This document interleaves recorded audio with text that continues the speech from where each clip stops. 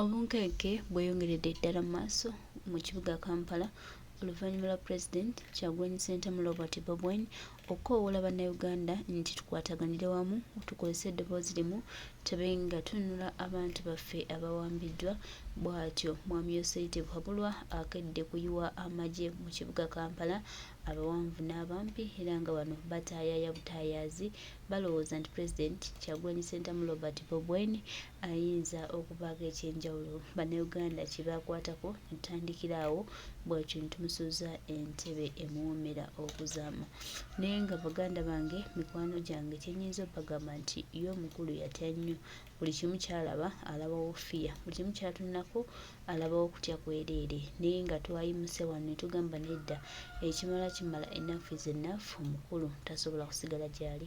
Naye nga baganda baffe mikwano gyaffe ffenna ndaba agwe bulamwa Pulezidenti bwe yatugambye nti tukwataganire wamu tabe nga tununula abantu baffe kuba kati bakwata eri muto okuva ku Sande kati nnaku 7 tewali amanyi gy'ali tewali amanyi kikigenda mu maaso wabula muganda waffe mukwano gwaffe yakwatibwa mu bintu ebitali mu magezi taleetebwanga mu kooti wabula ali eyo mu basement za muhoozi nga bw'atugamba bali mu mweyegereza lunankole.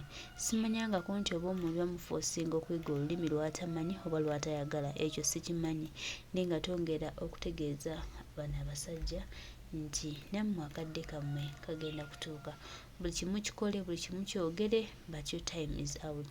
Era twongera obbategeeza nti mu kaseera nga buli kimu mukikoze nga buli kimu mugezezaako kikola nga bwe kirina okukola twongera obbategeeza nti time ejja kutuuka nammwe mubyejjuse. Oyinza obutejjusa gwe ng'omuntu naye ate abaana bo ne babyejjusa. Kaseera kakuyimukiramu baganda baffe twerwaneko tereza eggwanga. Abadde ku X ku Twitter ku X muwulidde omukulembeze byayogedde oyo ye Bobi Wine. Bobi Wine omutuufu yono ali mu kifaananyi ono Bobi Wine wa 2018 2019 yoyo Bobi Wine omutuufu oyo kano ngenda kwogera byengenda okwogera abamukumwe mugenda kunyigamu abamukumwe okuva omukulembeze bwe yateekayo note nakola post ofuna n'agamba ssaawa yakwekalakasa tuprotestinge mu Uganda ne mu diaspora bangi kummwe ne bafeero bloggers baffe bangi kummwe mwali mu okuvuga ekintu kino naye nina omukisa omulungi nti Kyagulanyi abadde ku space ne protestive vote byange tabyogedde nako talina wabikoneddeko protestive vote byange ofuna omusajja teyali musiru okwogera n'agamba bannange tusituke. As a matter of fact Kyagulanyi mbigambo ebyo ku X agambye twabadde tuli mento okutandika okwekalakaasa jjo ofuna naye muli wano mutuzunziza protestive vote nababuuzizza Kyagulanyi okubeera nga okubagamba nti tusituke olwaleero tusituke tuprotestinge takimanyi nti eriyo okulonda protestive vote byamwe mulowooza tabimanyi nakibabuuzizza. Kyagulanyi mumuzza mu muzannyo gw'ebyobufuzi protestive vote byammwe Kyagulanyi mubeera mumuteeka mu byabufuzi byaba MPs baava okwogerako abataturepresentinga akyogedde MP talina watu representingira batwesamba ba MP tebalina batu representingira era agambye tekiba shocking obanga MP tasobola kuvaayo kubeera ku front n'abantu banyigirizibwa ate omwewuunya lwaki obeera shocked nga omubaka alemedde mu parliament. Tebakiikira ebirowoozo byaffe bakiikira ebirowoozo bya Museveni naye muvuga protestive vote politics yennyini kumuteeka mu Kyagulanyi.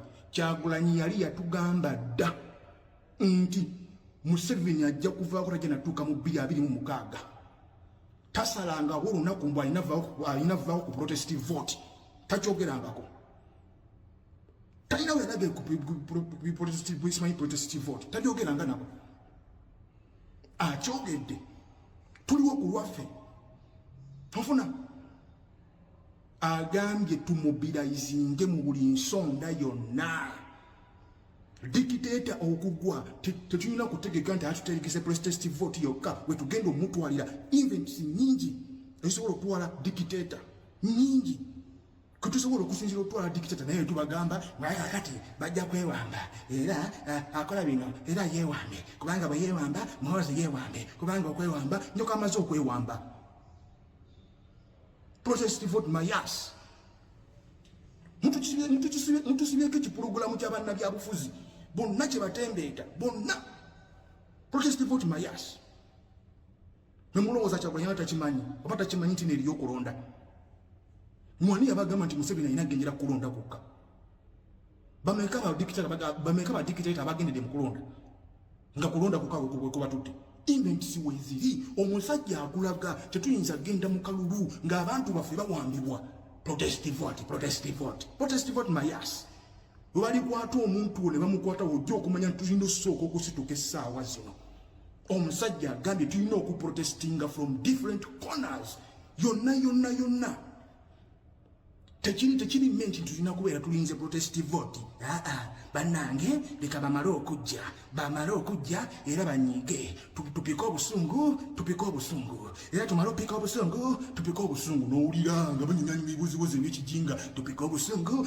Omusajja yayogera tusituke tebalina kyabenyegako tebalina. Kyagulanyi agambye tusituke. Kyagulanyi agambye let's do it now. Talina wayogedde ku protest vote byammwe talina wabyogedde nabo. Let's do it now. Let's take a stand now. Let us mobilize now. Akyogedde tuli ku lwaffe. Tunuulira Katikkiro Charles Peter Manege